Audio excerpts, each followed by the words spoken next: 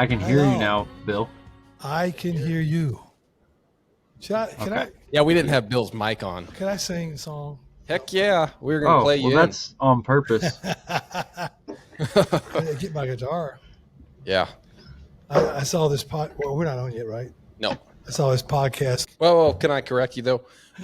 It is recording. We don't necessarily need to use this, but it's recording, so I don't have to go over there and hit the record button again. So if it's good, we'll use it. Yeah, that wasn't good. Okay. But they actually See, we'll probably start right there. See, that wasn't good. And we'll just come in right there. That's good. I love everyone. Yeah. Yeah, we have not been trash talking to anybody. Nobody. Especially not you, Joe. Never. Well, that's what happens when you're late, though. When you say when it's 8 o'clock, and I'm like, "Where are you?" You're like, "I'm on my way home. I'll be there in 5 minutes." That's 5 minutes of trash talking the guy who's supposed to show up at 8 o'clock. 5 minutes to figure out. What'd you do today, Joe? Rode horses, hauled some horses. Busy day. Broke some horses. Fixed some horses. Yeah. Got I have a bunch of 2-year-olds in right now, so been doing like first rides out of the round pen type stuff this week. Yeah, it's been fun. Yeah, and then we took Kaylee's horse over to a neighbor's place because she wanted to see how this new horse she has, how it jumps. So we set up like one of those free jump situations. I'd never done that before, and basically you send them through a chute and like raise the jump higher and higher, and she did that today, and that was pretty fun. I'd never done anything like that before. That's kind of seems like a good way to train them. Yeah, I guess I called Alicia Landman. A little bit of pressure there. Yeah. I called Alicia Landman because she had done it before, and she kind of told me the best way to introduce it to him that she found anyway.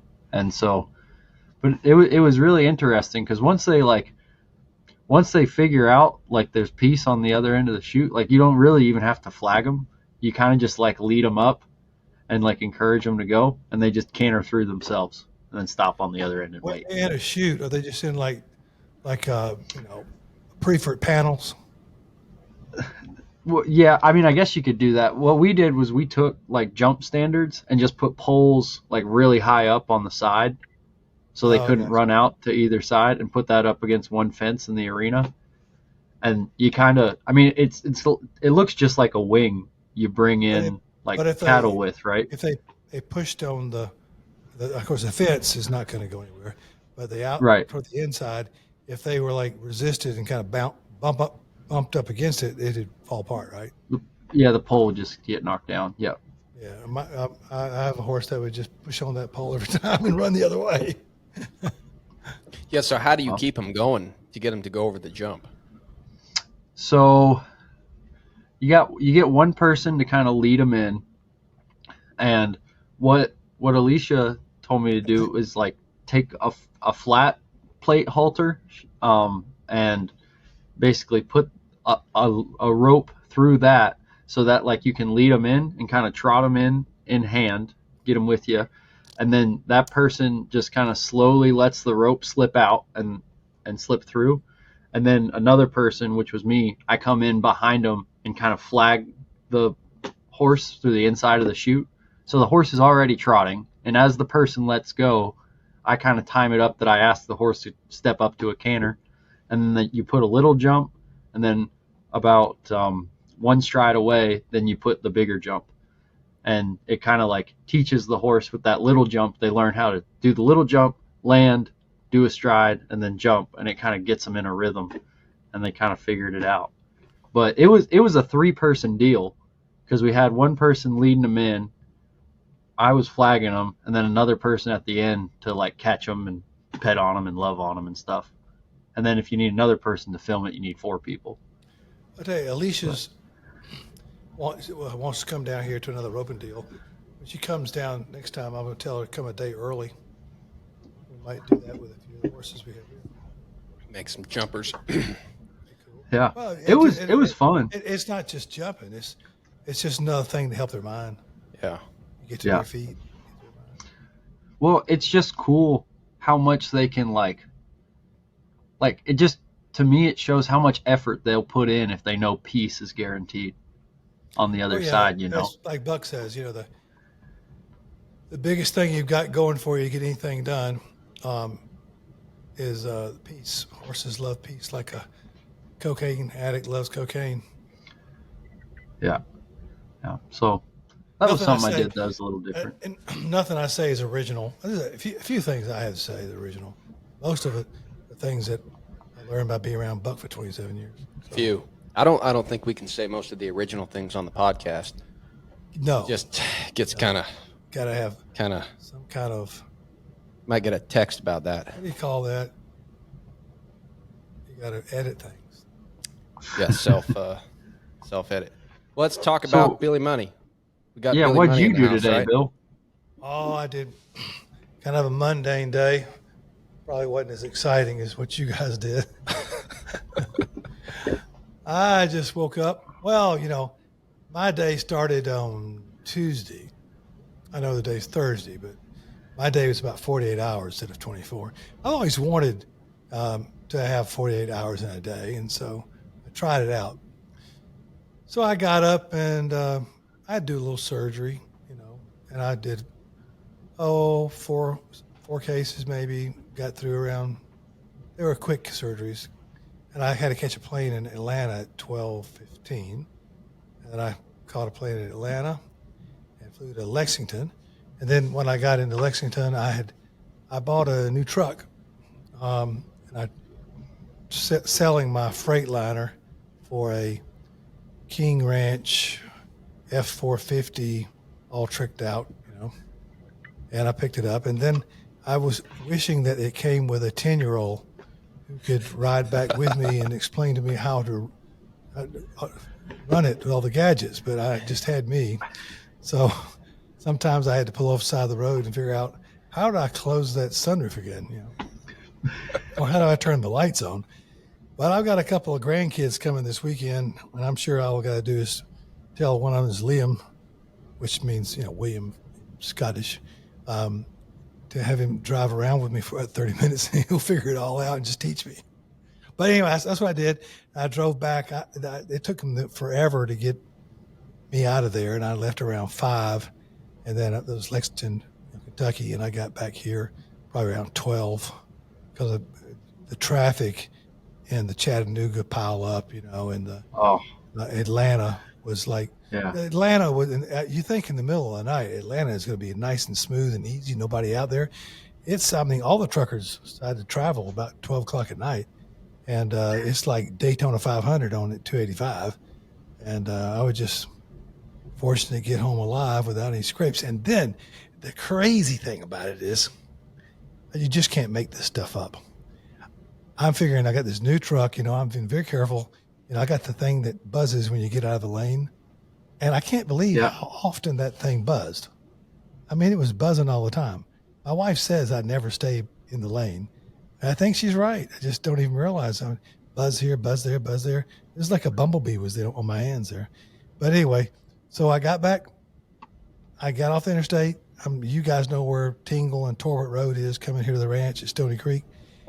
And I'm on the last leg before I cross Highway 42. And I look in my rearview mirror, and the first thing I see is this sheriff car just got the sirens going, the lights flashing. And then I notice in front of him is this white sedan he's chasing, and they're coming up on me like fast.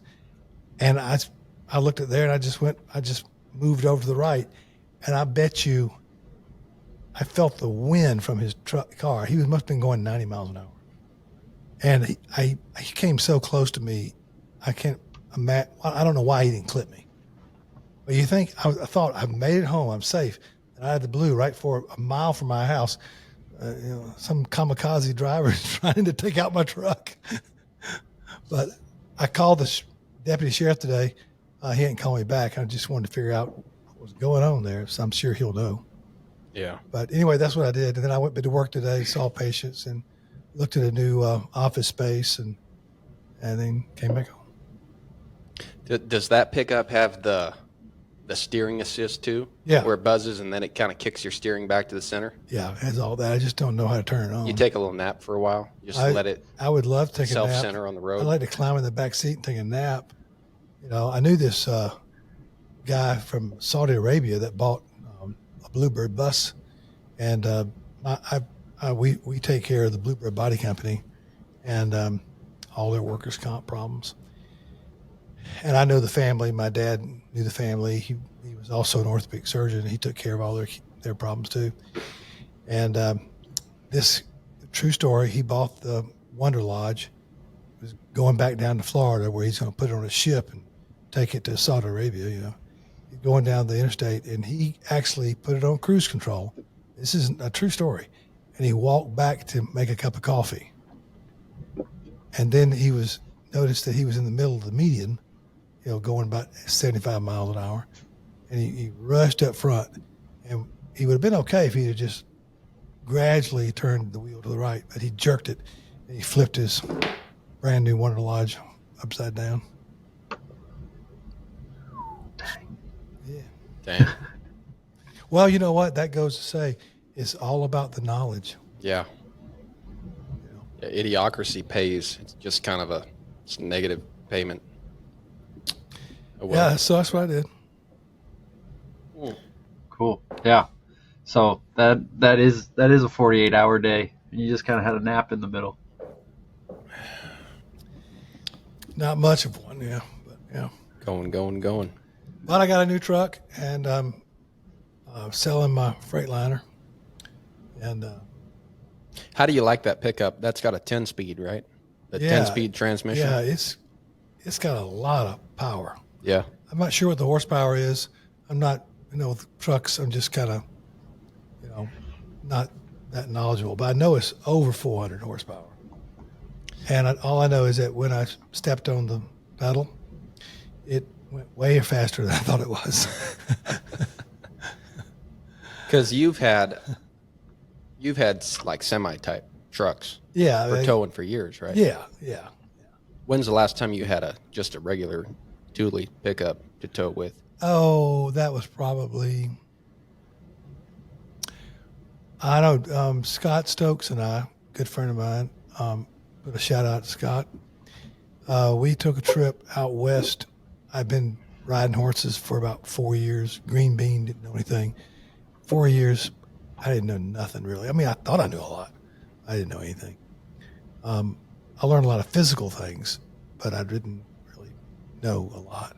But anyway, I decided to go out west and hang around Joe Walters for a while. And I asked Scott to come with me. And so that was maybe 99, 2000 maybe. And I had a dually. And I think I sold that soon after that. Yeah. Yeah. I know one time. What made you change? Well, I saw people riding around in Freightliners, and when I would come down some of those big mountains, and I had that, there was no, back then you didn't have exhaust brakes. Yeah. And I didn't have a real heavy trailer. It was a 4-horse slant. I had a little cowboy front end, I had a sink and a mirror and put a bed in the nose. And I had a shower in the stall, it's kind of a Spartan type deal. Do you have hot water? I had no hot water.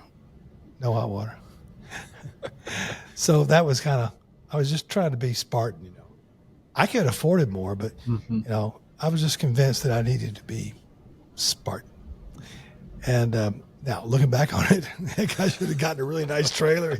I could afford it. What was I thinking, But I got one time I was going down Eagle Pass with that thing, and of course I had a lighter trailer, so it was okay in Colorado.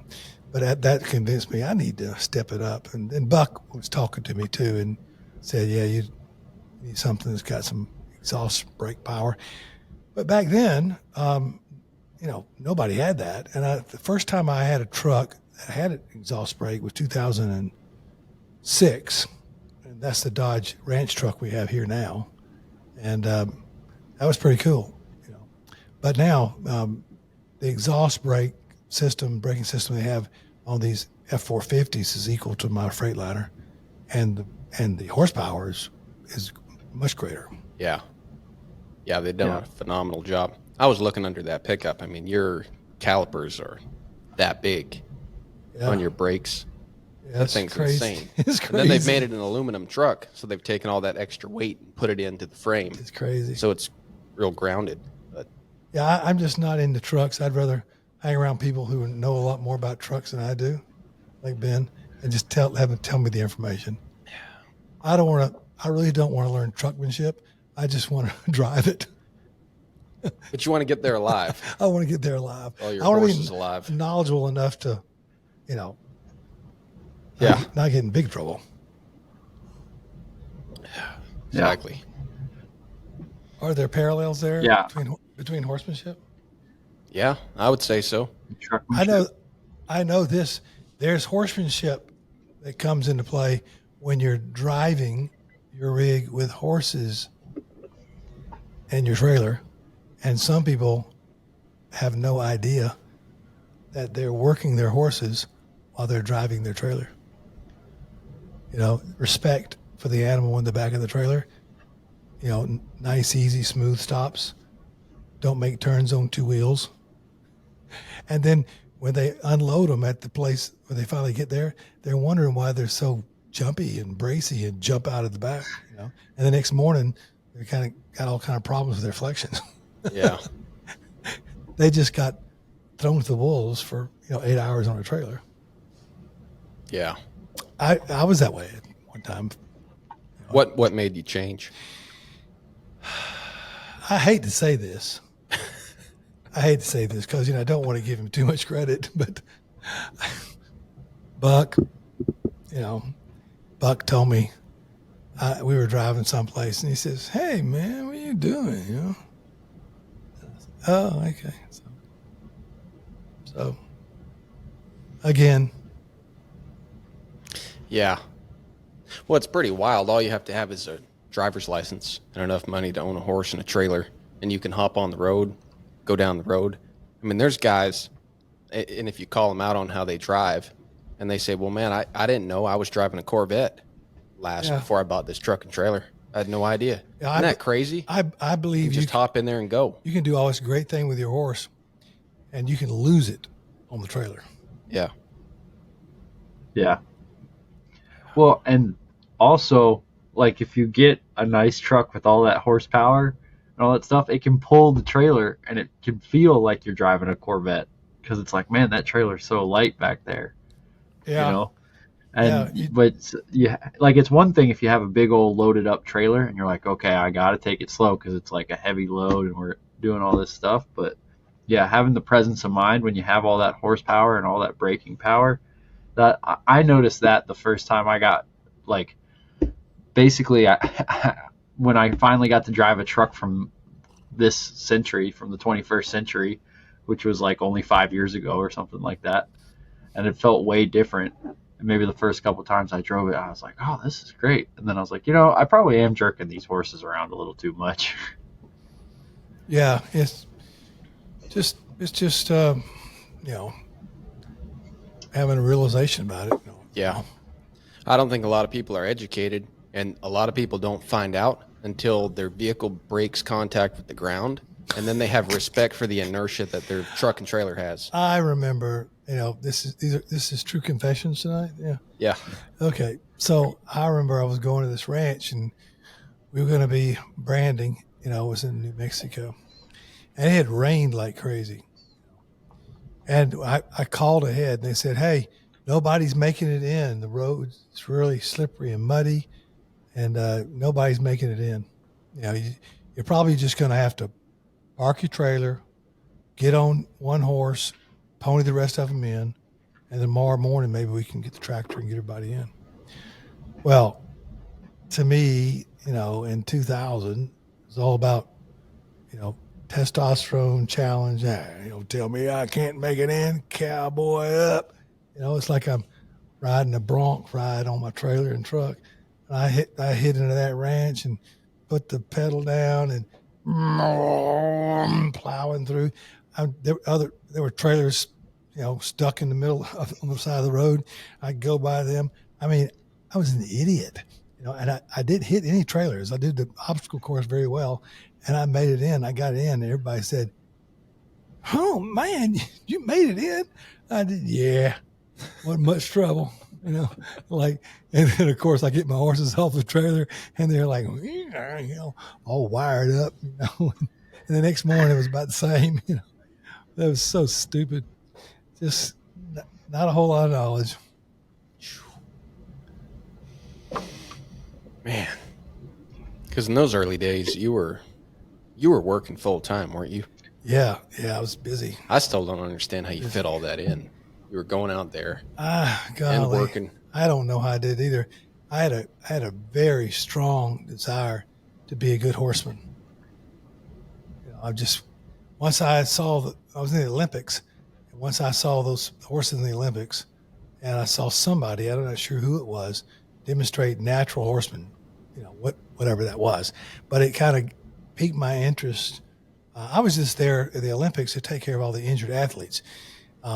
I saw one athlete got a collarbone fracture in some event, but they were like 100 massage therapists for the horses, 100 psychologists and psychiatrists for the horses.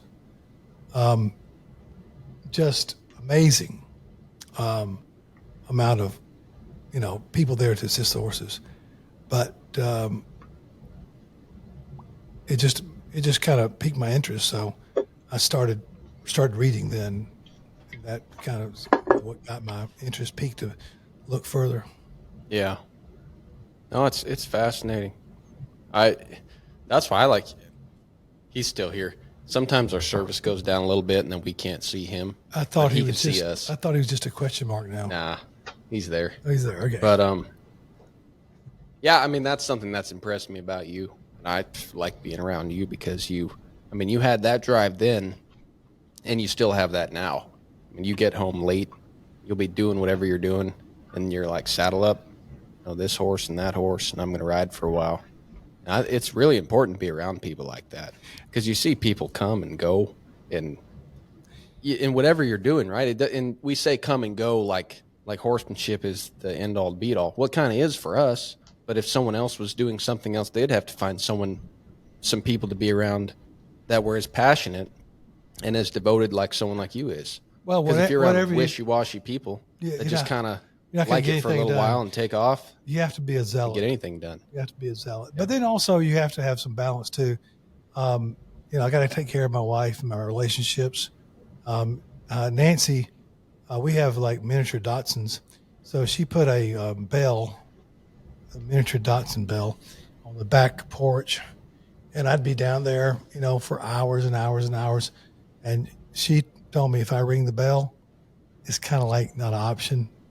It's kind of like she's saying, without yelling, enough's enough. It was time for me to stop. And I knew that I couldn't stop because I was in a place where if I didn't want to mess the horse up stopping, just, we weren't there. But I started searching really hard for a place that I could get out of here. Of course, truth be known, I could have been out of there 45 minutes ago, but I just got greedy about getting more. It's just doing this 3-hour session when I probably should have done 45 minutes and seen a change. And I did see a change in 45 minutes, and I should have left it alone and let that horse think on it for a while. But just got greedy. I was in the stage of my horsemanship where I was just greedy about everything. But there's a balance there. You've got to look for it, but you also got to, as you build this business, and I know you guys, both of you guys, fixing to get married. You're a blessed man if you find a wife who, understands what you're doing, buys into it, but don't abuse that. Don't abuse that because you're a unit. It takes two to tango. You both got to love each other. You both got to, work through both of you have problems. My problems are bigger than Nancy's. She deserves a mansion in heaven, but anyway, that's some thoughts. Problems. I don't know what he's talking about. But anyway, I went off there on a tangent. But anyway, so yeah, I mean, it's a work ethic, but it's not a hobby. I didn't treat orthopedics as a hobby. I treat it as a passion. I don't treat music as a hobby. I treat it as a passion. I don't treat horsemanship that way either. Now, golf used to be a passion. Now it's just a pastime, enjoyment, hangout time. You have to make decisions about what you're really good at and devote your time to that. And things like golf are just kind of like things you do to kind of like have a break, have a little peace. Yeah. I guess you heard my remarks about I golf. did. Oh, I did. Yeah. I figured. Yeah. Something What are your thoughts on? Oh, yeah. Well, Joe, last talking week about from Max. the last episode. Yeah. But Hey, if Max, you're listening to this, shout out to you. Yeah, I'm sure. Max, if you are listening, you should get on with your day. Probably have better things to do. So, like, you're real devoted to this. That's how I met you. I didn't even know you were a doctor till after finding out. So, if you hadn't have got into horsemanship, how would that have affected your career in medicine? Would you have gone on and just poured it all into that, or did you have something else kind of on your radar? I can't answer that question. All I know is I just followed. When I saw the horses, my wife said to me, when she saw what I was looking at, she came home one day, and there was this. I'd bought 5 horses from a sale barn, and had a friend of mine buy it for me. I wasn't even there. I was totally clueless. Last time I'd rode a horse when I was 15 years old. I was 43. But I saw those horses and I read a few books and I said, I love this. I'm going to do this. And so we went out the ride and Nancy got on a horse. Nobody got bucked off. It was kind of like a miracle now that I think about it. And except Nancy got kicked like 5 times by one of the little guys who owned the place we were riding on, were boarding those horses at. And, but after about a year and a half, I decided, I'd done some trail riding. I'd looked at some team roping, some team pinning. I didn't like any of those. And I was trying to back this horse I had out of the Flint River.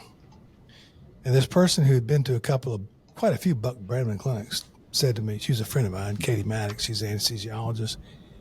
She said, and I just have to say thank you, Katie Maddox, because if you hadn't said what I'm fixing to say, that you said to me, I wouldn't be here today. So, I'm a firm believer that God controls all circumstances in my life.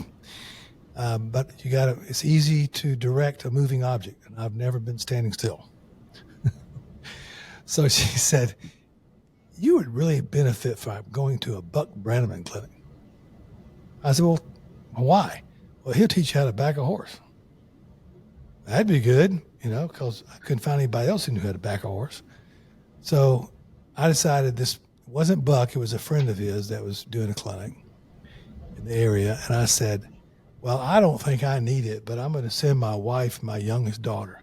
They would really benefit, it's clueless. And so I loaded the trailers up and got the horses over there, and they rode Friday and Saturday. But Saturday morning, I went over there and watched. And by 12 o'clock, I was sold. And then I was trying to figure out how could I get in the clinic, but I couldn't. It was too many people. So for about the next 4 or 5 months, we had these horses down there. And my wife, which you wouldn't believe this, I'd come home and she says, hey, let's go down to the horses and do some groundwork. Like, my wife, you're like, no way she said that. But she did. But she was interested in it just enough to get me kind of, hanging in there. And then I was eating it up, trying to figure out, who could I go to next? And I knew I needed to go to Buck. I wanted to see what he was all about. So I finally found a clinic in Travelers Rest, South Carolina. And I drove up there just to watch. Got there, started watching. And this guy with this long mustache and his nice vaquero flat hat came walking up to me. Y'all know who I'm talking about. Kip Flatland. She's there to get my money, And so I paid my money and I started watching Buck. And I just turned to the guy next to me. I don't know who he was. And I said this really outlandish thing for somebody to say. I just turned to somebody I didn't know at all. I said, one day I'm going to ride like that because that's what I want to look like. He says, what's his last name? And then after the thing was over, I walked up to Buck's trailer and I just told him, I said something really stupid, like, I really liked the way you rode and everything, and I'm going to work on this, and I'm going to get good at this. And of course, he's heard all kind of people say stuff like that, didn't follow up. But I followed up, and long story short, Buck and I rode a lot together, became close friends, and I've operated on him a few times, and I'd say he's one of my best friends, and I learned a lot from Buck. Yeah, I learned a lot, and I keep learning. Not there yet. Yeah. In fact, sometimes I feel like I'm further away from it than I was 4 years after 4 years. Yeah. But it's about the knowledge. It's about the knowledge. Well, you pointed yourself towards it. Yeah. I mean, we call our podcast On the Move. And yeah. That's why we like talking to someone like you. Because as interesting as all the stories are, we're like constantly nitpicking what it is that keeps people moving towards their objective, like on the seas of life. Because anybody can go put their boat in the harbor, stay somewhere. But to get out there and then actually make headway and to, like you said, you saw Buck riding. You said, I want to look like that. You didn't just say, this is cool, this is nice, or I'm going to go get a horse. You said, I want to look like that. You gave yourself a goal. Yeah. And I don't know how you get there, but you I'm had a not there. point. You like dropped a pin. I'm not there yet. Oh, well, but I'm not saying you are, but I'm pushing toward that. Yeah. But I'm in a constant state of being humbled. I think I just make it a point to never allow myself to believe the local press, because people will tell you how great you are and all that kind of stuff, because they're not anything to compare to. And I always, it doesn't take me too long riding a horse to be humbled. And it kind of spurs me on to do more, do better, and to figure out, what I need to do. Usually it's do less. But there's this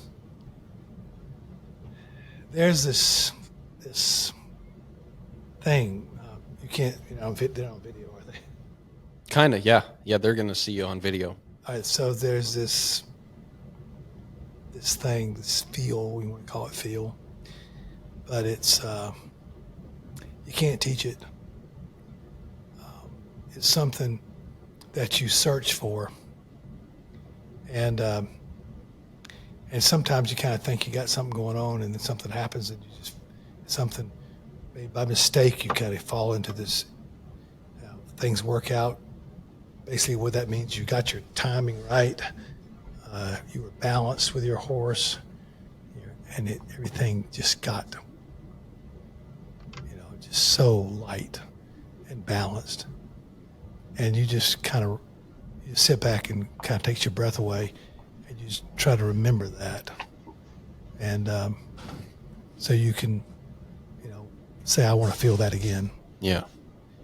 So, and I was sitting on the couch, I think it was 2012, and Buck, I started traveling with Buck some then. And we were talking about Boucher, and he stopped the conversation. He said, I wish I could tell you what I know. I could teach you what I know. And I said, that's totally unfair. So you know something and you're not willing to teach it to me. And he said, no, you're not understanding. I can't teach you the most important part that you need to know. That takes, time, you not killing your search, allowing yourself to be taught by the horse, keeping yourself, motivated and working with somebody who's better than you. And that's this intangible thing that I can't put it into words, but it's knowledge. I don't want to sound like I'm some kind of guru or something like that. I'm just telling you real life stories. We do an internship here, and we have guys come in here, and I've got to let them ride horses, and I've got a few horses that I've advanced, but then I looked at all the horses I had that I could just, for lack of a better word, sacrifice. That they'll be good for an intern who doesn't know anything. And that person will be riding that horse for a while, and then they have all kind of trouble with it. Just they're frustrated and whatnot. And then I just couldn't take it any longer. I'd say, get off your horse. And then I'd get on their horse. And I know they gain something by it because I put a deposit in their horse account. And but all of a sudden, after about 15 minutes, this horse was all bridled up, collected, I'd be thinking, why did I ever let anybody ride this horse? I should take this straight to the bridle. And this is a great horse. And so I asked Buck one time, because I was thinking, well, maybe I have some kind of gift, Not. And I said to him, so I told him that story. I said, well, so what is it? Is it something that if certain people have some kind of a gift, like the horses just, feel you and you just got some kind of gift?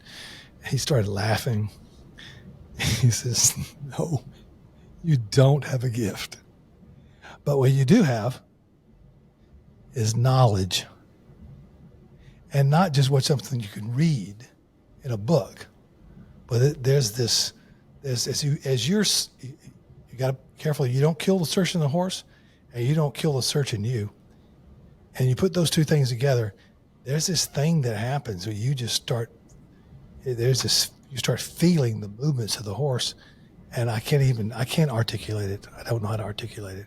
That's why when you read Tom Dorrance's book, first time it sounds like some Zen weirdo talking, but then you read it again 7-10 years later, you start making sense to you. So it's back to what I was saying. It's the knowledge, but it's not like knowledge that you just read about or you can learn the physical things to do. There's that knowledge that the horse teaches you as you ride it, and you keep pursuing.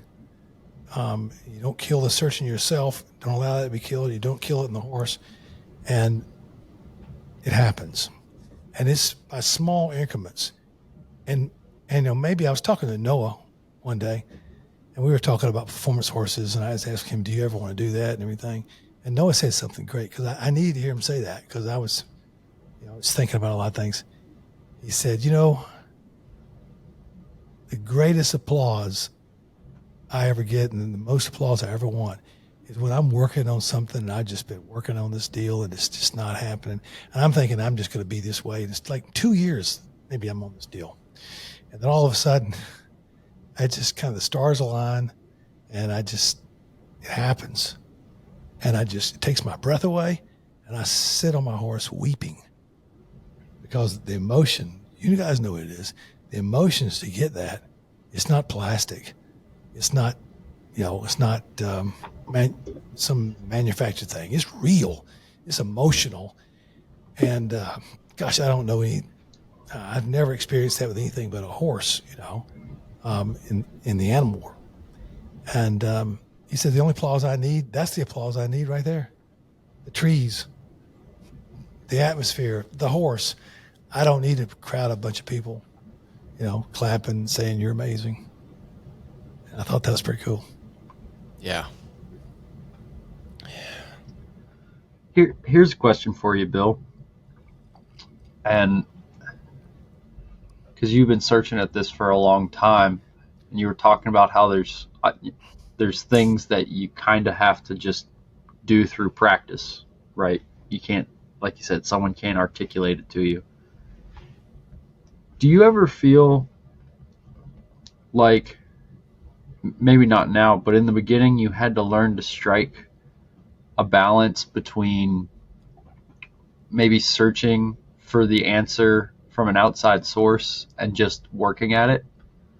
So, for example, I know I'll go through phases where it's like you ride, and you make improvement, and then you hit a wall, and then maybe you have to call somebody or go back and watch a video and do stuff like that. And I feel like I meet folks, and everyone's on their own journey, and I'm guilty of it too. But I meet some folks that are like, they'll ride a lot, but maybe they don't search to make things better that much. Or I'll also meet folks who, like, maybe they'll watch buck channel videos like every day. But the fact of the matter is they're not, in my opinion, maybe putting in enough saddle time to really elevate. Like they can say all the right things, but maybe they haven't put in the work that way. And I feel like there's a balance. And I feel like sometimes I know I get out of balance where it's like, oh, I just haven't been putting my butt in the saddle enough. Or other times I'm like, oh man, I've just been riding around, and honestly, last couple of days I haven't been getting anything done. I need to change something and look for a way to change this up. Yeah, so that's a good question. I think, and I think you have to be careful with the word balance, because it depends on the context you're talking about. With a horse, you definitely need to figure out how to be balanced. You don't need to be, some people think, well, I'm balanced, but they may be putting just a tad bit more weight on their left ischial tuberosity, pin bone, than the right. And they may ride that way all the time, canted to the left, because they may have a little arthritis in their lower back. So that's balanced, but there's also life balance. I think that's a whole different issue. That's more of what you're talking about. But of course, if all you do is watch videos and never do any work or practicing what you're talking about, and of course you're not going to go anywhere. But there's also you got to kind of relax, because of course the first thing you have to do, there are mechanical things with each of the things you're doing. Serpentines, and you and I have talked about this many times in the past. There is a mechanical way to do, long, short, mid serpentines, and you have to be able to understand, your hand positions, your leg positions, your body positions, keeping your horse moving forward at a, not a slow pace, but a nice, nice pace at a walk. All those are mechanical things, but you'll never have the benefit of, well, I won't say that. You'll get the benefit of a serpentine no matter even mechanically being done, because you're changing eyes.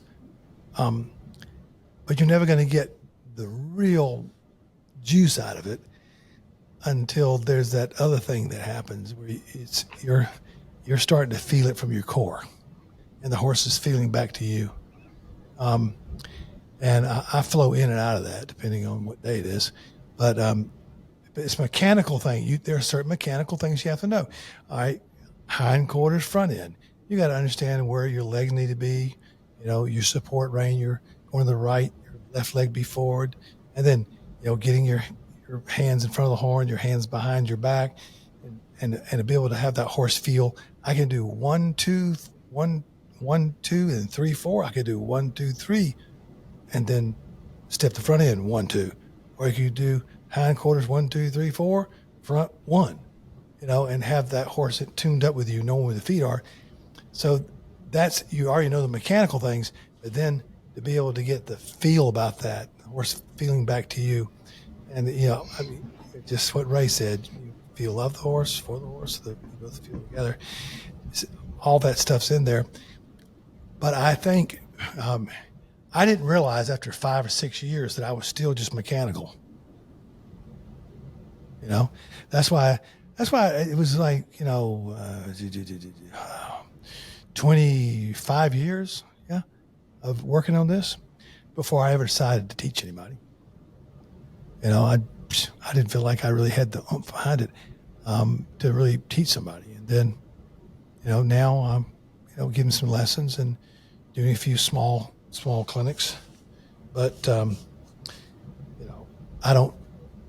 not trying to, I'm just trying to, help the people who call me and want to be helped by me. I'm not trying to go out there and market myself as, a horse trainer, a horse teacher. If I'm supposed to do that on a larger scale, the people will tell me without me being a bullshitter. And I'll wait for that if that's what I'm supposed to do. Yeah. Well, you're talking about all these layers. You've done quite a few things that took some endeavors.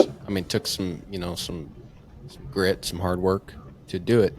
Have you ever done something this difficult that had the payoff that horsemanship has when you do it right? Occasionally, I don't feel that very often, but when it does come through, has that reward, but has the difficulty and nuance and all the layers of difficulty. You ever done something that difficult? I'd say the way I do orthopedic surgery would be equal to it. It was difficult. There were mechanical things I had to learn, but I think my surgery got better when I started having also a feel for it. Where does the reward in the surgery come from? Is it more from you knowing you did a good job, or do you get most of it from the patient receiving?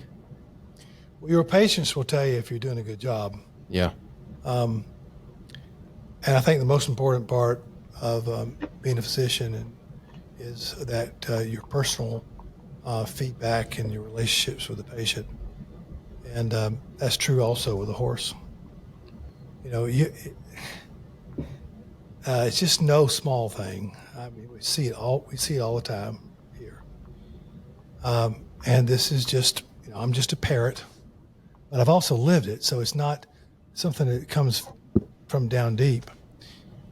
And I didn't want to believe it when I first heard it, because it was like a personal indictment on where I was with the horse. And I would go to these clinics, and I thought my horse was doing pretty good. And I remember the one time I took 2 Palominas to this clinic in Eagle. No, it was a Huntsville. And I was pretty, it was probably 13, 14 years ago. And I allowed these 2 horses to be herd bound and they wouldn't take care of it. And one horse, the horse I wasn't riding, jumped out of the pen, a briefer panel, over it. And just so it could get close in the arena to the horse I was riding. And Buck told me, you better not come to another clinic until you get that taken care of. And he didn't say that exactly, but that's what I felt like he was saying. And he was right, that, if I say I am who I am, right? I should have taken that a long time ago. But so, the point is, if you say everything's great at home and you go to a clinic or wherever, somewhere, a ranch or whatever, and that horse is just like not your horse anymore, it's because they were home and they had all that support, and you weren't too much of a support to them. And when you got there and they had none of that stuff that they usually have, and they were looking to you what a great opportunity to take a horse somewhere it's never been before and to see where it's at. And then what also diagnostic thing that happens when they ain't the same they were at home. That just shows you hadn't done your job at home. So that kind of woke me up. I said, I better do my job at home. So anytime you're riding a horse and it keeps looking outside the arena, and you're not correcting it, just confirming to that horse that you're not a support for them, and you're not going to advance a horse very far if that horse doesn't think that you are the center of the universe for him. And that's not what I said, but I believe it. But that's what the great guys, Dorrance and Buck and Ray, have said. And there's other great trainers too. I mean, those are just the guys I know the best.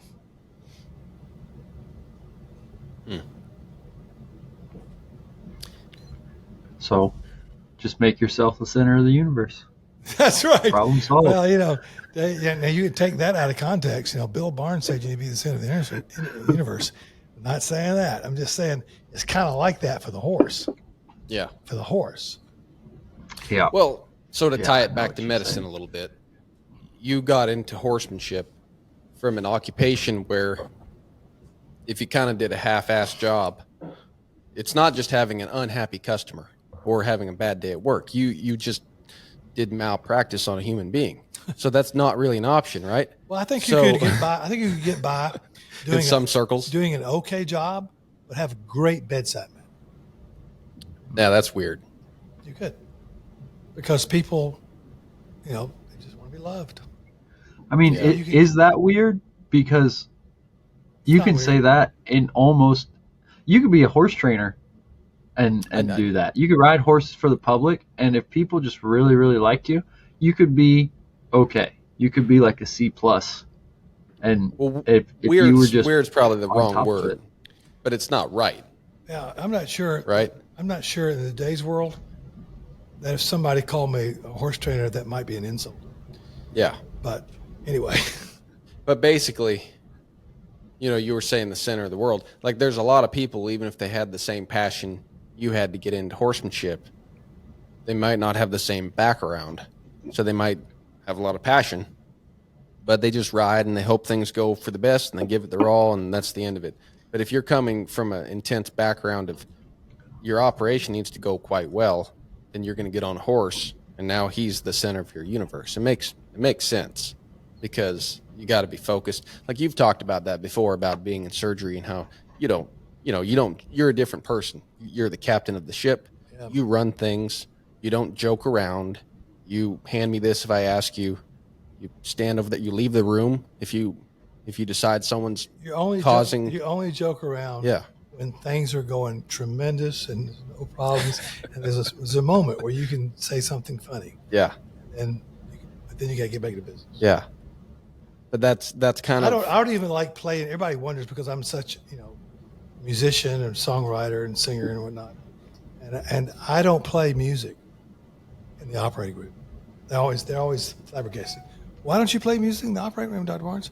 Because I would be fine with it, but you guys might get distracted, and I need your undivided attention about what we're doing. I don't need you to be thinking about the song, the lyrics, and daydreaming on the side. I don't need you closing your eyes. I need you focused on what we're doing, because today will be the last day you see this patient, and I will own this patient forever. So I'm concentrating on the best job for the patient, and follow my lead, and you will too. And sometimes I can be a little mean, in the operating room because it's for the benefit of the patient. Yeah. But I don't think that's mean. And also, like you said, it's for the benefit of the patient. I feel like you can ride horses a little bit like that. You see some people ride where they have nothing wrong with being happy and gay and having some humor, but people that they're it's too much of a joke. Yep. And the horse kind of gets the short end of the stick. Yep. And they're not really considerate to the point where they might not just have fun with you because they're actually caring more about their horse having a good experience. And the horse, because you've got a bit in his mouth, you're on his back, he's under your control. So if somebody's really focused in on what they're doing, you might come across them and not feel like they're super nice. Because I've had people that I look up to, I've tried to talk to them when they're riding. This is early on around this horsemanship. And you could have come away thinking, oh, that guy's kind of a jerk. But really, he was focused on what he was doing. And as a human, if I'm mature, I ought to be able to pick up on that. But the horse, I mean, he's riding that horse. That's the thing that is not going to probably cover for your blunder and pick up on the fact that it's just a joke. But the horse picks up on it. Negatively, right? If you're just joking around, yeah. Well, he figures that something ain't right here. Yeah. And he checks out. And because he feels that you're not really paying attention, that you don't really care. Right. Yeah. Yeah. Anyway. Well, there's something that ties into that. It's we do the internship program here. There's a real art to teaching, helping, encouraging people in their horsemanship, and not shutting them down, but also being truthful and honest. And I'm still learning how to do that. Now, Buck, it's an art, and he's gotten really good at it. How he teaches all those people in all different, how they're at different levels. And I won't say he's 100% right, he's human, but most of the time, he's knows when to keep his mouth shut, and he knows when to say something. And I haven't learned quite yet when to keep my mouth shut. But everything I say is because I care about that person and I care about the horse. But there is a real art at, seeing some guy who's, doing bad things for the horse, but he's also learning and how to not kill his try and let him progress.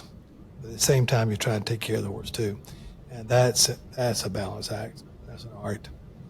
Because you don't want to kill people's search, but they also have to come to a situation like this with, trying to use the right word without being vulgar, but they have to come with. I could speak Spanish. Well, they're not all males, I guess. Some fortitude and some. Well,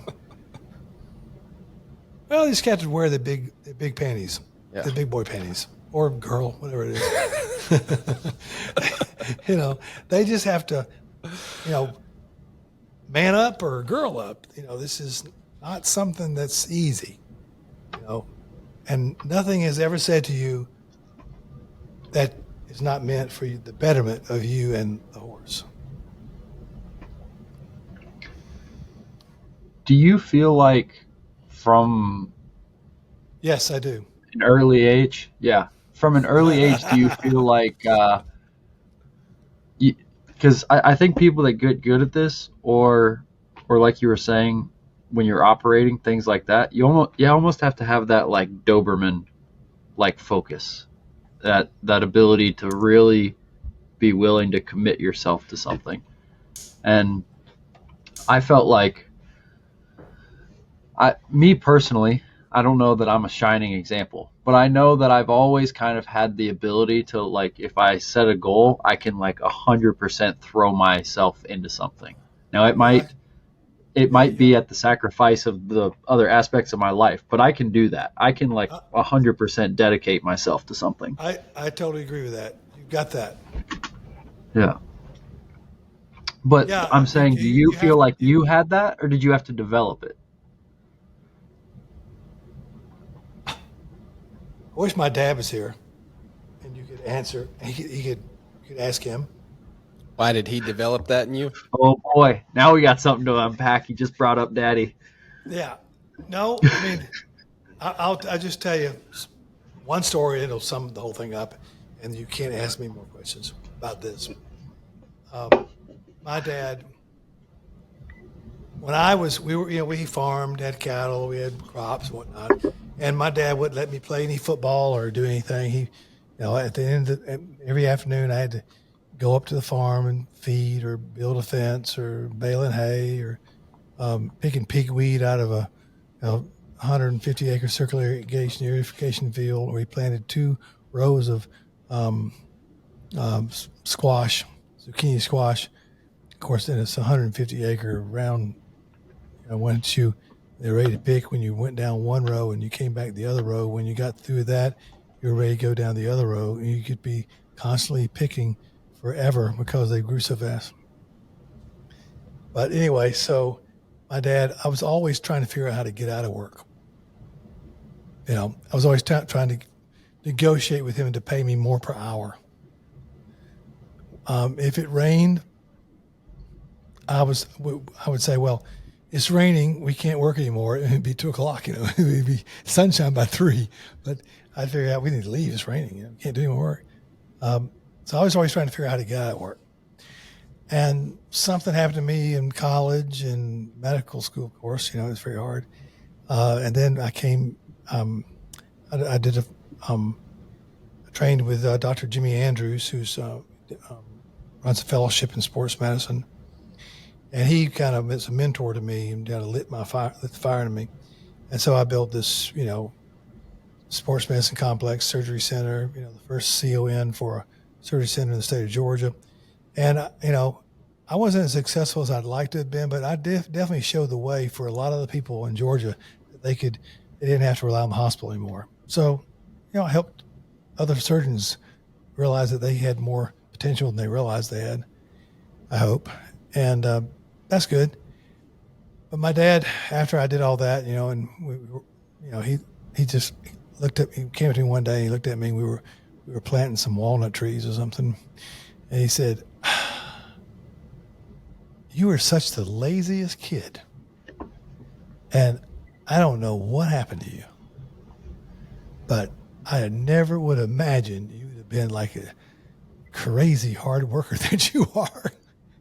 And he says, "What happened to you?" I said, "I don't know, Dad. I think I'm probably a lot like you. And I am a lot like him. So I think part of it is genetics, and part of it, you got to take the talents and gifts you were given, and you got to decide whether you want to do something or not. It's a decision you make. It's on you. And make a decision, then you run with it, and you see what happens." What were you guys doing with all of those vegetables? Oh, we had a contract with Southern Frozen Foods, they've changed their name about 4 or 5 times. And they were down in Montezuma, Georgia, near Marshallville. And that's where the land gets flat, south of the Piedmont area. And we had about 800 acres, cotton, soybeans, turnip greens, pine trees. Guys must have been turning out some vegetables. Well, I even picked cotton. This is my dad. My dad would take, after the cotton picker came through, he'd say to us, "Boys, looks like they left some cotton." So we'd get a sack and we'd be behind the cotton picker picking cotton and all the stuff that was left. He wasn't going to leave anything on the ground. So he was a taskmaster, I'll tell you. You might be one of the last people in history to pick cotton by hand, Bill. I picked cotton by hand. I didn't do it a lot, but I did it enough to know I never want to do it ever again. It's crazy. So Yeah. so it sounds like it's a big part of it's a matter of motivation. Yeah, and I haven't you seen guys who first start this, you just get extremely motivated, and everything in your life up to that point in time, you're a successful person, kind of happened. If tell me what to do, what's the plan? Do this, and that happens. Okay, okay, I got to go to 4 years of medical school. I got to do 5 years, 6 years of training after that, and then this happens. Well, it does happen, and then you get to horses, and you say, okay, tell me what to do. And you think, well, I got to do this thing mechanical. I got to do this, I got to do that. And it's not happening. And it's kind of a conundrum, like what's going on? What am I missing? I mean, I was at one point in time, I remember up in Knoxville, Tennessee, he's a really nice guy, John Nicely. His shout out to John. And I wanted it so bad. And I figured that the reason I wasn't getting it is they weren't telling me. So I figured, what's it going to cost me to get the information? I figured people are holding out the information because, it's just like anything else. I just need the information. So I said, what's it going to cost? $25,000? I'll write the check. $25,000, give me the information so I can go ahead and get this thing done. It's so off the mark. But I think a lot of people kind of look at it that, I'm going to be great at this, and they're like 4 months into it. And you're just in the road to learning some lessons. You got to get some humble pie, and wait long enough. If you stay with the horse long enough, he'll give it to you. At least he was the kind of guy that didn't take your $25,000. He didn't. Because think about all the people out there. So he's a nice guy. They're trying to think of That's why his name was John Nicely. Yeah, they're trying to think of how they can become the guy, whether they know anything or not, that people are coming to saying, hey, for $25,000, can you tell me the secret? I can. Yeah. Well, I'll write a check right after this. Joe, I'm going to draw that out of the on the move account. That's all right. Perfect. And if it was that easy, it's going to bounce, Bill. It's going to bounce so hard, you're going to think Michael Jackson threw it to you. And if it was that easy, Michael Jordan, you wouldn't want it. Yeah. Yeah. So anyway, catch-22 of life. Anything worth doing is I got hard. I got a question. You guys tell me. I mean, Joe, you've been doing this 4, 5. You saw when I met you in 2018. 2018. It'll be 5 years. 5 years in August since so we've met. You've been doing it 5 years. You came here. That's when you really started doing it. How long ago was it? 2019. 4 years in. Okay. All right, you guys were kind It's of the end of 2019. Yeah. So you guys were kind of early in your journey. Is it tougher than you thought it was going to be? Yeah. Is it? Let me ask this question: is it tougher than you thought it was going to be, Joe? Yeah, but I don't think I thought about how tough it was going to be. Yeah. Right. I don't know what the option is besides doing this. Like, I don't know what else I would do with my life. So it's like, yeah, it's really difficult. And there's times where it's like, it's really, really difficult. And, sometimes you hear interviews about people and people are like, I never thought of quitting. I never thought. Maybe those people are stronger willed than I am. But I think about quitting all the time. Not all the time, but I have definitely considered it. They weren't honest. Yeah.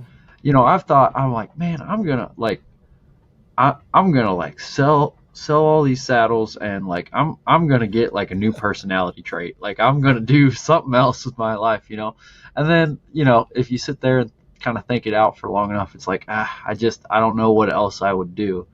So it's really, really hard, but it's not like I thought, it wasn't a calculated decision for me when I got exposed to this. It was like, well, this is what I'm supposed to do, and this is just going to be what my life is, and that's just kind of say la vie. Well, it's kind of like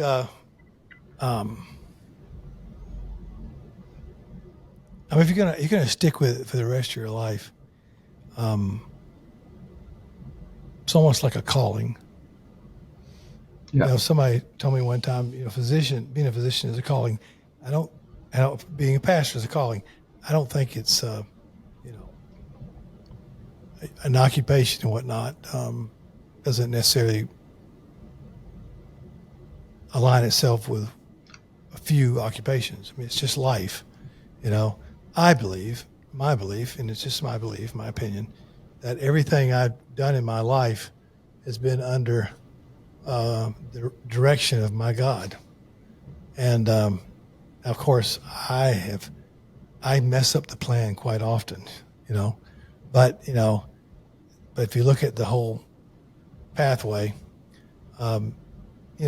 he's directed my paths. So I give him the honor and the glory. But then there's also the work and putting the foot to the pavement. And you can abandon what you're supposed to be doing by seeds of doubt and let them grow. So you got to have an anchor. So you have to ask yourself a question. What's my anchor? I remember that there was a lady came to see me as a patient. We got time for this? Oh, yeah. Okay. Yeah, So absolutely. I have a lady that came to me see as a patient. And for lack of a better word, she called herself Miss Desi. And because I called her Miss Desi.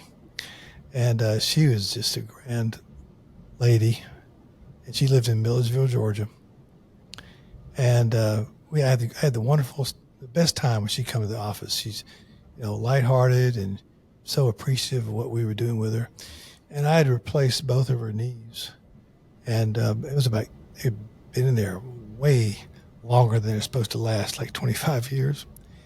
And she came to the office because she was hurting. And, it was obvious that we may have to redo them. And she came to the office, and she walked in the room, and she said, "Dr. Barnes, I used to be a brick house, but I ain't nothing but a shack now." I felt sorry for her. I said, "Oh, Miss Desi, you're not a shack." "Oh yeah, I am. Just be honest now. I'm a shack, but I used to be a brick house." It's Dr. Barnes. Said, "You look like a brick house." I said, "Miss Desi, I need to get the nurse in here if you're gonna start talking like that." So she said she laughed and she's just poking fun. So I said, let's go get an X-ray. You come back and let's see what we find. So she came back and I was telling her, I said, "Those knees gonna have to be replaced." She said, "Oh, Dr. Barnes, I ain't nothing but a shack." I said, "Well, I want you to stand up, Miss Desi." So I want you I said, "Let me bring the nurse in here." I said, "I want you just to turn around. Let me get a good look of how you're standing and everything." She said, "Miss Desi, I tell you, I know you used to be a brick house." She says, "Now go on, Dr. Barnes." I said, "No, I can tell you used to be a brick house." "How you know that?" I said, "Because I can still see the foundation." And she went, "Ooh." She ran out of the office saying, "Dr. Barnes says I got the foundation. I got the foundation." So it gave her, it made her feel good about herself, right? So all kind of things can happen to your life. You can make mistakes, kind of get off track. But if you got a great foundation, that might come from your parents. It might come from your faith, a lot of different things. But you've got to have a good foundation. So when things are not going well, you got something always to ground you. And in the horsemanship world, I believe it's understanding the way a horse moves, feels. Ray Hunt said it, you got to fit the horse. So, there's this, and Buck teaches it in his Snaffle Bit video, where there's this progression of flexions that lead up to, laterals first, and longitudinals next, and blending the two together. And if you understand a system that you can, when you when you progress and it falls apart, you can go back to where it was good. And everybody needs to have Buck Brannaman's snaffle bit video. The last one he did, that's like a syllabus.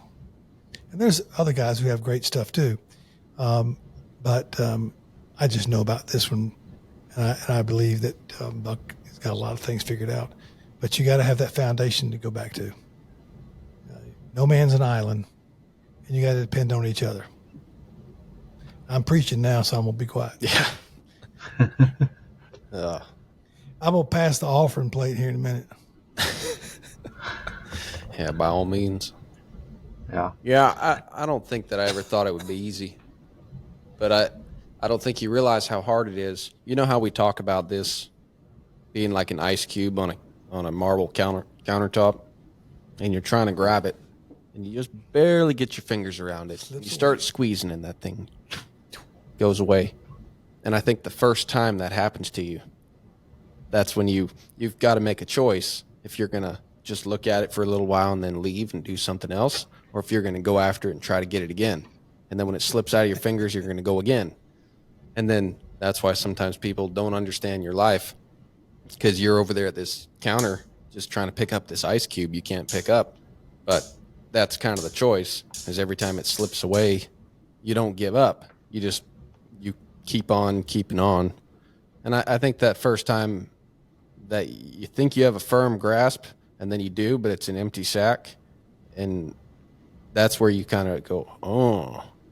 You saw a guy doing it, or you saw the lifestyle, or maybe you grew up around it and you just kind of rode horses, and then you saw someone do it at that higher level. But it's not till you dip your toe in the water that you feel the depth, and you don't understand it, but you feel that little bit of the depth, and then you realize it's going to be a pursuit. It's going to be a long journey, and I mean, it kind of is what it is. But yeah, I think I felt that pretty early on. But like Joe said, it's worth doing.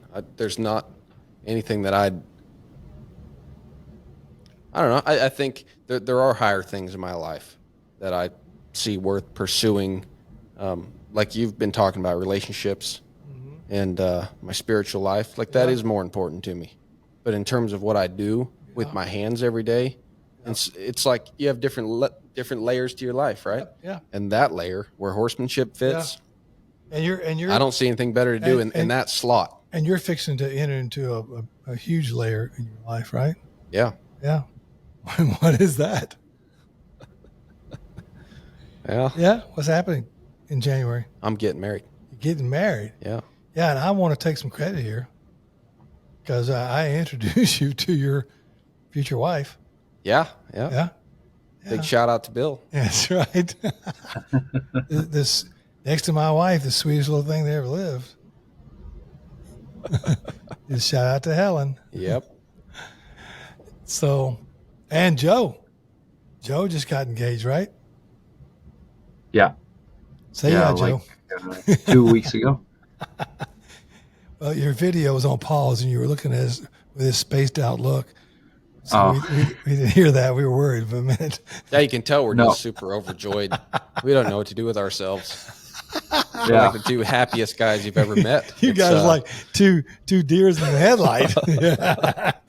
Do we jump out of the way of the car, or just let it hit us? Jesus, take the wheel. That's right. Whatever happens, I guess. I don't know, but this feels like a good podcast. Yeah, it's a good one, as they say. Oh man. Yeah. I'll comment one more thing, because you were talking about not being an island, Bill. That's probably the biggest feedback we get from folks on this podcast, is maybe some folks that, for whatever reason, whatever situation they're in, they feel like they're on an island a little bit, and they do kind of want more from horsemanship and their relationship with horses, and they listen to this podcast, and it maybe gives them a little direction. Maybe they hear someone say something, or at the very least, they know there's other people out there struggling with the things they're struggling with, looking for the answers they're looking for. Yeah.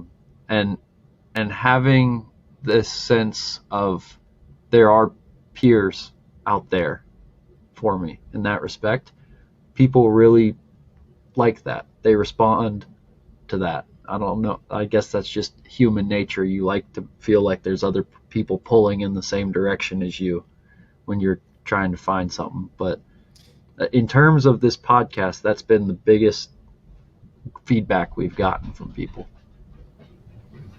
Yeah, and there's a community. It's a fellowship around the horses.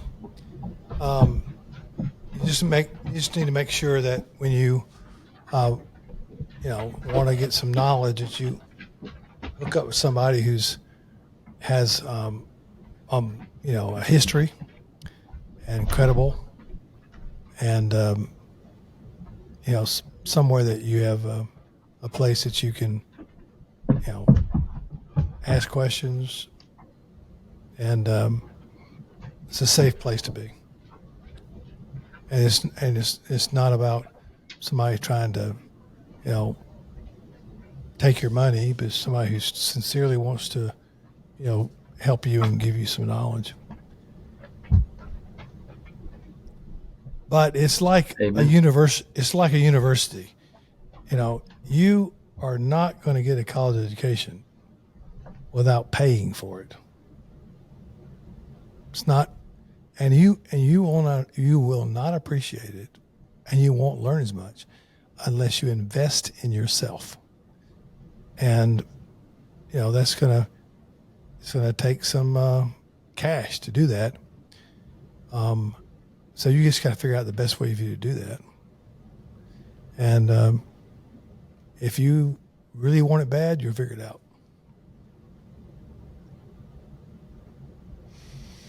Yeah, absolutely. True that. Yeah, absolutely. So you working on any songs right now? Yeah, I'm going. I'm going back in the studio. Did you hand me one of those Billy Money T-shirts? Oh yeah. Going back in the studio, either July or August. I got Nick Hoffman and Natalie Murphy. I just tell you, I want to shout out to them because these two guys mean the world to me. I was just trying to. I was going to do a benefit concert. I had all these old guys that I had been around, the Allman Brothers. I had a privilege to be around Charlie Daniels and his band, and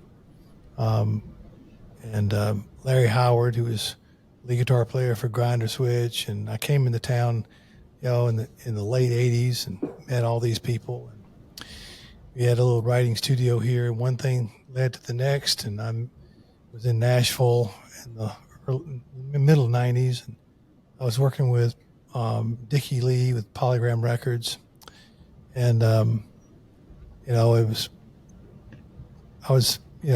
were trying to figure out whether we were going to leave orthopedics or do medicine and do music, and sat down with the guys at Polygram, and they told me, you can't do both. You got to give up orthopedics or do orthopedics, and we decided to do orthopedics. But I never thought I would do music again.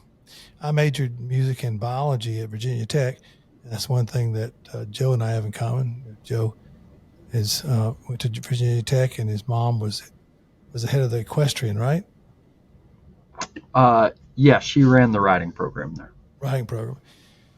So that's kind of cool. We have that connection, but I never thought I would do it again, and so I was just going to do some people encouraged me to do a benefit concert here, and I just couldn't put the band together. So I thought I'd go to Nashville and get my old contacts and put something together.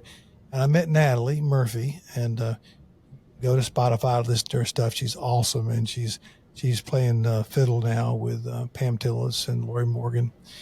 And then her husband Nick played guitar for Kenny Chesney for like 15 years, and he's amazing, writer, singer, songwriter too. He has a show on Outdoor Channel called Wild Nick. Watch that. That's a good watch. Anyway, so Nick and Natalie came down here and just play guitar, rode horses, and I just wanted to sit back and listen to them play. But when we finally got around to it, Nick listened to some of my songs, and he was very gracious to put together the Billy Money Band for me. And then we were in Nashville at the Sound Emporium, recording 3 songs, and they're on Spotify. You just have to look up Billy Money Band, and you can hear them. And we're going back in the studio and doing 4 more. And Nick is writing with me on a couple of them. And this is a crazy world, horses. I wouldn't be doing music if it wasn't for horses, and also Buck. I mean, it's just, amazing. So, Buck, this is a funny story. I'll try to keep it short. We were at the Legacy, and Carolyn Hunt heard me singing with this thing called the Making Pops. I was doing a Kenny Chesney song, Summertime. And that went on the Facebook, and Carolyn saw it. And so she saw me at the clinic. She says, Billy, I want you to sing the national anthem at the next Legacy Legends in Dallas. I said, okay, I'll do it. So then Buck heard I was singing the national anthem. And the only time Buck had ever heard me sing is playing golf. And so if I hit a good shot, I would sing the song that he really hated, and it would really make him want to hit me. And I would hit a good shot, and I'd go, I'm too sexy for my clubs, too sexy for my clubs. And he'd say, if you sing that song again, I'm leaving, going back to the clubhouse. And so that was kind of a joke, So he heard I was singing the national anthem. He was like really bothered by it. So it come the time to sing it, and they introduced me to sing it. Buck is on his horse in the middle of the arena, and he is like hanging his head down. He won't even look at me because he's thinking this is going to be really bad, because a lot of people don't sing the national anthem very well. So I got through singing, and, Buck was very impressed. And then I was shocked. He got off his horse, and he walked up. You were there. Nope. No. You were there? I thought you were there. Okay. No, you called me later. Okay. On your way home or something. All right, so he walks up to where I was, out of the arena and up the stairs, and he just gave me a big hug. And I said, I was kind of blown away by it. He says, I can't believe you can really sing. So then he started telling people, you got to hear Billy Money sing. So we were at this clinic in Shelbyville in Kentucky, and he had dinner with these people the night before. And it came up about me singing. So Natalie heard that. She came to me. She wanted to kind of, talk about music. And she's a great artist, tremendous fiddle player, and good songwriter and good singer. She's on the verge of really doing something. And she's already done a lot, but I can't say enough good things about those guys. But anyway, so they decided, we'll go to Nashville and do songs and all that kind of stuff. And it's been crazy. Max, I met Max Young in Dayton, Washington. He pulled up beside me, and then we're talking, and I'm telling him about my music, and he says, golly, I used to do music videos in LA. And so we didn't pursue that.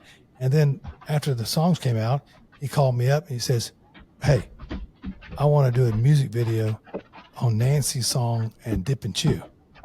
I said, you don't have to, what is that noise? I don't know. Joe, do you hear that? Yeah, I think that is my dogs getting dinner upstairs. Oh, okay. I'll mute myself. That's entertaining. All right. So anyway, he said, I want to do a video, music video, 2 music videos, Dip and Chew and Nancy's song. I said, yeah, you don't have to patronize me. You don't need to do that. He said, no, I can't stop listening to them. I said, well, that's very flattering.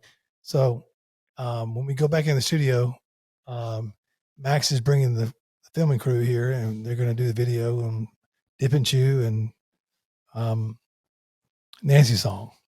So it's crazy things happening. But, I'm not trying to be like Mr. Successful guy, getting a record. I don't want a record deal. I'm just having fun, playing music, singing. And they can't see this, can they? Yeah, they can see that. Okay. Yeah, you can show them the shirt. So right now, I always have his shirts, but if you want a Billy Money shirt, yeah, they can see that. You can go to my website, billymoneyband.com, and you can buy one and pay it with PayPal. And that's the website there. There you go, folks. There you go. Get on it. Get on it. There's a lot of big shirts. So if you guys want big shirts. We got big shirts, small shirts, any shirt you want. Why did you get so many big ones? Is that for the ladies? I think they like the big shirts. I'm not sure how to answer that question. No. I don't. No. I know this because you're dancing around is dangerous. Because women they like a large T-shirt to like lounge around in. That's like the new thing. So is that the new like thing? 20 years ago, women wanted a little tight T-shirt. I'm totally not. I could be totally off, but from the women I've been around, they like wearing a big T-shirt. Go to Walmart. They all have big T-shirts on. I just want the T-shirt that they want, whatever size it is. Grabbing that one, there was a lot of XXL. I'm politically correct here. Yeah, that podcast is down the hall. It's on the other side. No, whatever size you want, we'll get it for you. You choose. There you go. Joe, you must have muted yourself. It's nice and quiet. Are the dogs happy? They're puttering around a lot less, so they must be happy. Yeah. Man, it sounded like a couple of guys grappling. We thought you were asleep. Yeah. Man, those greyhounds can really apply some force on this floor. They're big kidding. Dogs. Yeah, I mean they're 80-pound dogs running around. Yeah. I'll say something about this. You're talking about people that I have run into and known who are like just had that stick to it. About this is Kip Fladlin, Joel Connor, people like that. Just. I mean, they've been doing this a long time.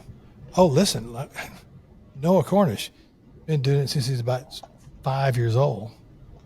That takes commitment.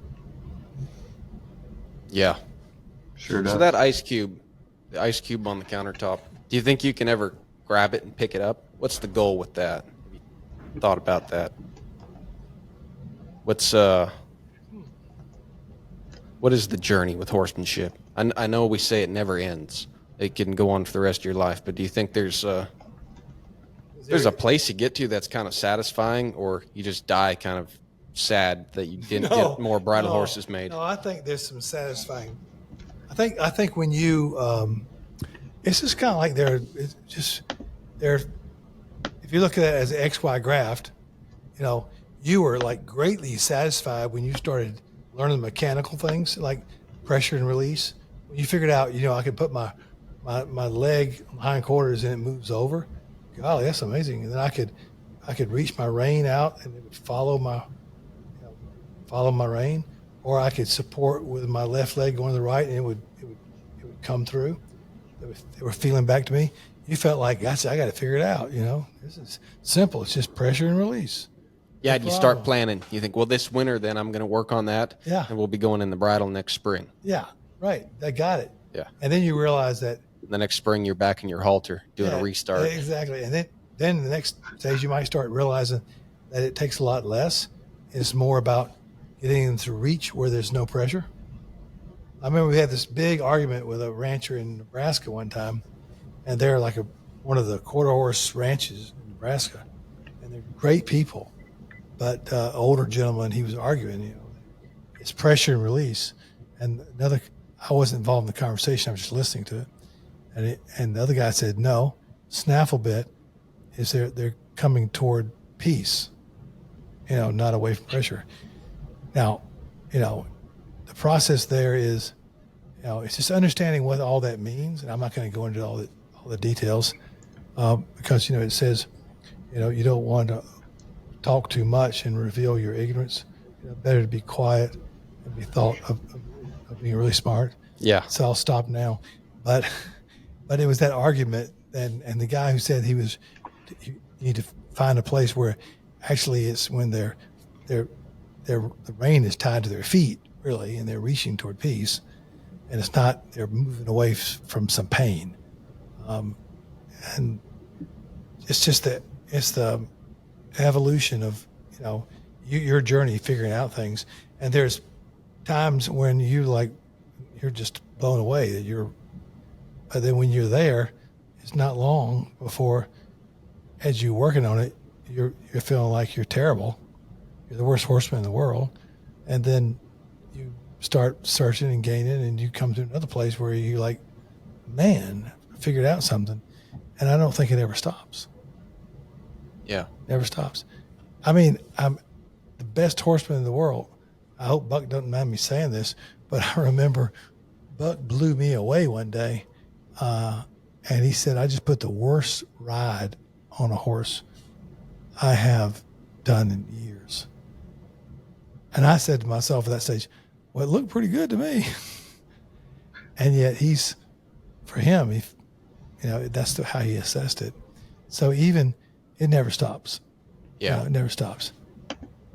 Well, like a little while ago, Joe was saying there's times where he's thought about, I ought to get a new personality and move on to something else. And then that goes away, obviously. But remember when we had Kip on here, Joe, and he said there'll be days where you're sitting on the fence and you're crying and you just think, I ought to give up. But he said, but don't, because things will work out down the road. I think about that all the time because I just hadn't heard it that way before then. And I used to have days I never really thought I'm going to be that guy, Joe. I never really thought about quitting, and I still don't. But I'd feel really bad about myself, and I think these poor horses are going to have this moron janking on them for the rest of my life. But after Kip said that, now when I have a day where, things go south, I just think about what Kip said. I'm like, well, if I can get out of this without losing my temper much more and breaking any more tack or whatever it is, getting dirtier or losing something or, losing a friend or whatever's going on, if it's really that bad, I just try to get out of it. And I think about what Kip said and I'm like, yeah, it'll be all right, I guess. Because I think about it. I know there's been days in the past where things were terrible and then things were better. And so even when they're really bad now, they're still not quite as bad as they've been in the past. And you know what? Even if they're, we always say, I think about that too. You've said a lot. Tell yourself today is the worst I'll ever be. And I overthink everything. So I think, well, I can say that, but what if I'm worse tomorrow? Then I'm really not the worst I'm ever going to be today. Well, you haven't reached the bottom of the curve yet. But then you know what? After like what Kip said, it's like big deal. Maybe I suck a little bit today and I suck a lot tomorrow. So what? Well, someday, if I stick with it, I'll still be better anyway. It'll still be better. It's the graph is going to go up. It's going to go up. Whatever. Moving on. Yep. Leave it behind. If you're having a bad day, I just try to get through it. You just keep horse keeps teaching you stuff, and you keep watching people who are better than you. And I know one thing. I think you have to start colts to get better at this, and you have to be around somebody who's better than you all the time. Yeah. You have to be hooked up somewhere, and you have to be able to take constructive criticism, and you need to be asking for it, and not get your feelings hurt. That's something else I wanted to ask you about. Your thoughts on this. So, I know we haven't actually talked about it that much on this podcast, but you just said you got to start colts to get good at this, and then eventually you probably got to make some bozal horses to get good at this. Yeah. And then eventually you got to make some bridle horses to get, right. Because obviously you can't get good at riding a bridle horse till you've made one. Right. It's kind of common sense, right? Right. So at a certain point, you probably need to teach people to get better at this too. And then it just keeps moving on up the line, right? Yeah, you can only teach what you're able to do. Yeah. But because you can shed your wisdom on this any way you want to. But I've found I don't really teach. In fact, we've talked about it before, Joe. I got so much going on that frankly, it's kind of, it's difficult for me to even spend a little bit of time with people, showing them the things I know. Like if I'm riding a horse for somebody, to take some time and show them what I'm doing with their horse. I do make sure I take some time to do that, pass on what I've done. But beyond that, I've got kind of a non-compete with you about lessons. But, I'll do a couple little things with clients. And for me, it's partly a time thing. It's not like I don't enjoy being around them. It just, I want to make sure I'm fair to them and give them quality time. And I don't have a lot of extra time with all the stuff we've got going on. So I just don't really do that. I don't really do lessons unless it's kind of just got to be done and they need some help. But the times that I do share with them, like those basic things, articulating to them. I mean, this is simple stuff, right? You have somebody come, they don't know anything about this horsemanship. They've got a horse. It's not safe. They send it to you. You help it get safe. Now it's going home. They're trying to get caught up to speed on what you just did. So you're in the arena and you're just trying to explain to them. It's real paramount that they can get it under control on the end of the lead rope. I find that the more that I show people that, it causes me to slow down, say less, think about what I'm saying. Through doing those things, I realize I don't really have that much to say. And the little bit I do have to say, I've got to understand it better to tell them what it is I'm trying to say in less words. It's very interesting. Just trying to show them that they got to extend one hand and use their flag and make the horse go around them. It teaches me a lot about horsemanship and also just about being a person. Because I start to think about, hey, are they even going to remember what I told them when they get home? So I've got to say it not just in a way where I'm explaining the horsemanship I've been learning to this person. I've also got to say it in a way where it simply isn't going to go in one ear and out the other. They're not listening to a podcast. They're trying to work with a horse. But they'll benefit from that. But yeah. You're right. But those being moments. Being cautious. Yeah. But those moments, all to say, those moments, trying to show somebody that I benefit so much from that in the way that I work with my own horses. And I don't, we already talked about that. I don't even have a lot of opportunity to do it anyway. And I wouldn't want to get greedy thinking, oh, well, then I ought to teach some more stuff, so I can get good at that too. But I do appreciate those moments, and I do find that helps me grow. And I can only imagine that somewhere down the road, if you want it to be a Jedi, do you think that's a bridge you got to cross? No, I think that's excellent. I think the way you and I have it here is an excellent way for you to be involved in the University of Horsemanship. I'm like an associate professor, and you are a graduate student. And so I'm not saying I've got it all figured out, but what I do have is 26 years of experience of and you can only talk about what you actually can do well. So I think the guiding tool is you shouldn't be guard yourself about talking loosely about things that you cannot actually do with your own horse. And that's all to say, I think it's very important I see a lot of people who are in the horsemanship world, and maybe they're even doing clinics. But how many show me their own horse? If you're always riding somebody else's horse, or you're always, training the outside horse, then that's one thing. But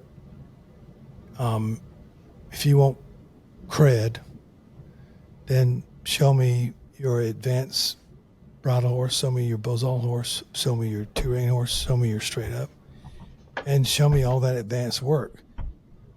So you're only qualified to talk about what you can do well. And so that's a limiting factor about being a sharer of knowledge. But there's so many people who are willing to share knowledge beyond where they are actually at with their horse. And I think that's a slippery slope. I don't want to do a lot of self-promotion because I don't want to err on overselling what I can do. I'll let people, good or bad, be the people who determine whether I'm any good. Yeah. And the problem with that is, and here's the wild card, is that most people don't even know what they're looking at, whether it's good or bad. If you're over there, bidding your horse and it's kind of tight in the front end, and you slap a spur in it and the hindquarters moves around, and then you grind your spur into the shoulder and it steps through, you're going like, whoa, that was great. They don't notice the horse is like sticky and bracy and all that stuff. So the general public is not very good at assessing that. So why do I want to, put a lot of faith or effort in that? I don't. That's why I know where I am. I know where I'm not. I'm just working on this, and I'm not trying to sell myself as being this amazing horseman. I'm just on the long journey trying to get better. And if in some point in time I've reached some place where I'm just super helpful to a lot of people, it'll only be to the point where I've gotten really good at a certain level. And maybe the rest of my life I just sort of teach people how to make a good snaffle horse. Yeah. If that's what I'm regulated to, that's fine. But, I'll leave it to other people's judgment. And I'm more concerned about how the horse feels back to me, and that I'm doing a good job to keep that horse with me, focused on me, and that we have a good relationship together. Yeah. And that horse is never escaping from me to get anything done. That's my goal. Yeah. I guess to completely oversimplify it, I was comparing that to if you chucked a bridle bit on a horse and you'd never ridden a bridle horse, you didn't really have a broke snaffle bit horse made yet, and you put a bridle bit on him, that probably wouldn't help you become a good bridle horseman, right? You are just literally out there riding around, just being a honyocker. You could be if you dove into teaching too far, that'd be the same thing. Yep. Right. So just learning when and how to self-audit so that you incrementally add little things to your deal, call it, when you're ready. Don't sell yourself beyond what you can do. Yeah. Yeah. Just stay in your lane. Yeah. And don't think that you have to do that to attract people to you. Just be real. I got some mistakes I'm still doing. I was doing 20 years ago. Yeah. I'm still working on. But again, I was coming at it from an angle of it helps you, because it is really hard to divide those two, because you see people doing things outside of their wheelhouse. But if you can kind of separate that, like I was saying, there's things that I'll do occasionally with a customer that I feel is kind of outside my wheelhouse. But in one way or another, but it helps me grow. And I'm not trying to do it because I'm trying to be a teacher. That's good. And so that's what's interesting about talking to someone like you or a lot of other people we have on here is just trying to put together some way to measure that for yourself, where you're taking on enough responsibility, a little over the ledge of what you're capable of, just enough you can grow, but it's not gonna crumble and fall. Yeah, well, you're being honest, and I think that's the main thing. You just need to have integrity, be honest, and also know that choose the people that you value their opinion. let me finish up my question though real quick, because now it's clear in my mind. What I was really trying to ask you was, it's probably different for each person. So for you particularly, it sounds like working with people has helped you. Do you think though, as you go along your journey, you could become as good as you'd like to be without helping other people? Or is that a real vital part of you becoming better? Think you could become better without helping other people? Or would that be a missing part of your journey with horses? I think that's an individual thing. I like sharing what I know, and a lot of people like sharing what they know, but they mistake that they are supposed to be a teacher. And far be it from me to make that judgment. I have my opinions, but I don't think that's in my job description. It'll all work itself out in the wash. This horsemanship thing is a very personal thing. It cuts right down to your, inner being, and it's a journey. And just have fun, and don't feel free to make mistakes.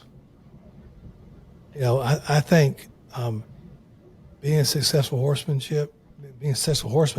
is a series of failures, failing towards success. But you have to have a mentor that can.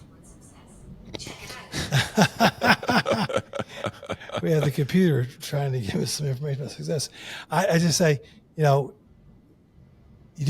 that's why you have to be around people who are better than you. That's why you have to mentor, and you have friendships with people who are mentors to you, because they are going to, they're not going to slap you around because they care about your success, and they're going to help you work through work through the things, and have some, I call it, meaningful conversations. But that only works if on the other end you have somebody who's willing to have some humbleness and meaningful conversations on the other end. And this is only something that happens in small groups like this. You do a big clinic like Buck does. He's just trying to keep people safe, and he's trying to give some knowledge. And I think, and Buck can correct me on this, I'm sure he's going to listen to this, is he's trying to make people, increase their search and desire. You can only do so much in a clinic. And you're not going there to show off your talent. You're going there to learn what you need to work on when you go home. And he's trying to motivate your search, because it's a very personal journey.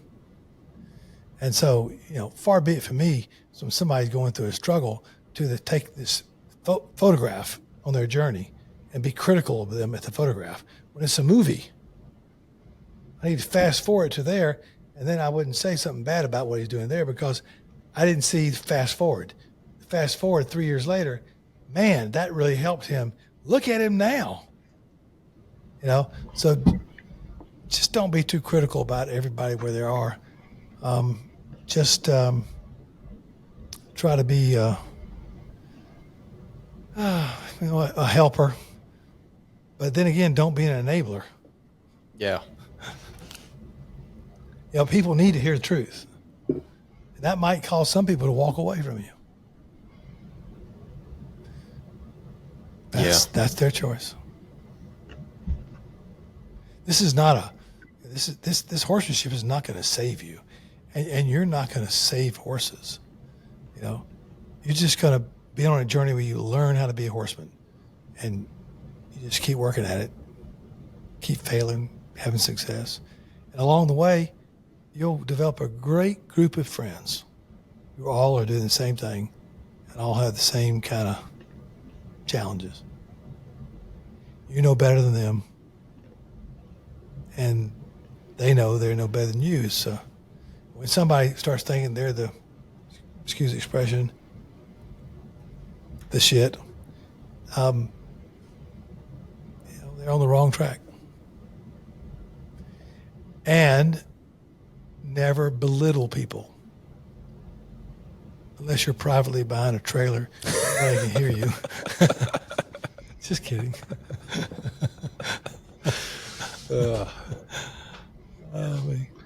Well, Bill, we appreciate you making time to sit down and talk with us, man.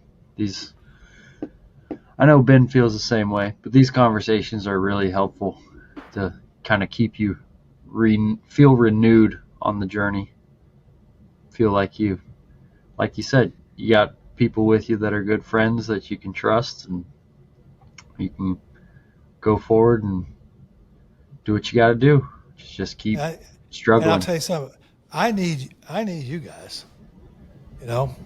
I need guys who are just starting out in their journey. It spurs me on. It's good to be. It's like iron sharpens iron. That's something in Psalms, I think. Proverbs. Thank you. I don't know the one. I don't know what it is either, but I just remember iron sharpens iron. We help each other. Yeah. You can't sharpen a knife without something to push against. Absolutely. Yeah, same here. Yeah. Well, thank you guys. Awesome. You bet. You guys remember Thank you. www.billymoneyband.com. Go get you a XXXXL t-shirt. Go to Spotify and listen to what we're doing. We got a lot of great things coming in the future. And BillBarnesHorsemanship.com. Where I get private lessons and a few clinics a year, trying to help people. Everything I know is taught to me by somebody else. Buck Brannaman, Ray Hunt. And again, I just have to say, also, I want to put out that we're doing a clinic in Unadilla with Buck, Unadilla, Georgia, in September. I don't forget the dates, 15th, 16th, 17th, somewhere in there. Yeah, around then. I think we're full. You can put your name on the waiting list. We do have a few left in H2, which is going to be horsemanship 2 without cattle. We're going to have a what do you call that thing we chase around sometimes? The hot heels. The hot heels. We'll have the hot heels down there, and we'll do a lot of advanced horsemanship. And love to have y'all. But go to the website, call my wife, Nancy, 256-4029, and she's got all the information. Yeah, or if you just want to talk. Yeah, and if you ever want to come visit us here at the ranch, we're here. Yep. All righty. All right, we love you, Bill. All right, hey, one more thing. What? We ought to mention the internship. Yeah, plug it. Go ahead. Well, I was going to tell you, yeah, so if any avid listeners of the podcast probably know that I'm here at Stony Creek Ranch, and Bill has an internship program here, but you can go to Bill's website, www.billbarneshorsemanship.com, and there's a page on there about the internship. There's an application form. Feel free to give myself or Nancy a call first and find out a little bit more. And then you can go on Instagram, and I think it's like Stony Creek Ranch, at Stony Creek Ranch maybe, and you can see photos of the ranch. We put some stuff up on the story there so you can get an idea what the ranch looks like here. Yep. And but go check out Bill's website. That's the best way, www.billbarneshorsemanship.com. Okay, we said enough about me. We better end this outfit. Now let's talk more about me. Well, we better talk about us, Joe. We ought to. This is getting long, but we better tell them. So wash your ears out. Get ready for the On the Move podcast information. We got some stuff coming in the future, and then you can always go check us out on Facebook, Instagram at the On the Move podcast. What would that be? That would be.